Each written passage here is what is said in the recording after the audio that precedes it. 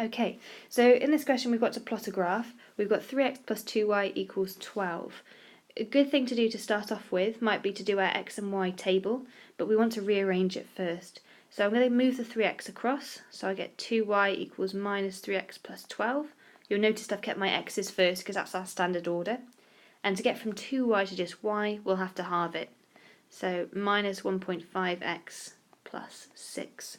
Okay, so straight away, looking at the equation that I've just made, I know from this value that it crosses the y-axis at 6. So I can put that value on straight away. Then I'm going to make myself a little table just to some other values as well. So I might put in the value of 2. So minus 1.5 times 2 is minus 3, doing this section of it. Then I'm going to add 6, and that's going to give me 3. So there's another point I can plot on my graph when x goes along to 2 and y goes up to 3, so I'm plotting it just there.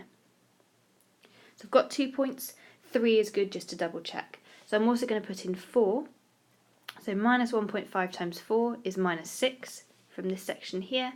Then I add 6 onto minus 6, that gets me 0. So my last point is going to be across 4 and up 0, so staying at that same height. Okay, so now I've got my points. You're going to pick up your ruler. Unfortunately, I don't have one here, and you're just going to nicely connect those lines.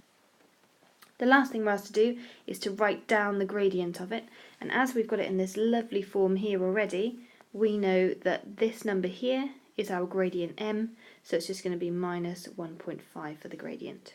Make sure that you don't put x on the end. The gradient is just the number. Okay, now this is a 3-mark question, but there is actually a relatively large amount of work involved. It's going to really help us if we've got all of these in the form y equals mx plus c. So the first thing I'm going to do is move them all around to that form. So for the a, I'm going to minus 4x from both sides. So I've got y equals minus 4x plus 3. There's my first one. Equation b, y equals 5x, that's absolutely fine, don't need to do anything with that. C as well, that's fine. Now on to D, I've got to move the 3x across, so I've got y equals 3x plus 4. For E, quite a bit to move now. I've got to move the x across, so it's going to become minus, and I've got to move minus 5 across, so it's going to become plus. And finally with F, it's 2y at the moment, we want just 1y, so we've got to divide by 2. So y equals 1.5x plus 2.5. Okay, so I've rearranged those. Now I'm looking for something that passes through the origin 0, 0. So the intercept, if we think about our y equals mx plus c formula, the intercept c has got to be 0, or obviously it might not appear. Now that's only going to happen here. There's no number after the x's, so that must pass at the origin. So there we've got an answer of B. Okay, then we've got parallel to y equals 3x plus 7.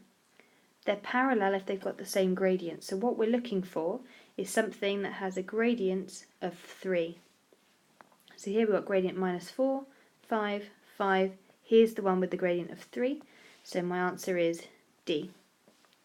Finally, we're looking for it to intersect the y-axis at y equals 5. So this c value is going to be 5. So this is 3, 0, 7, 4. There's my intercept at 5. So my answer is E.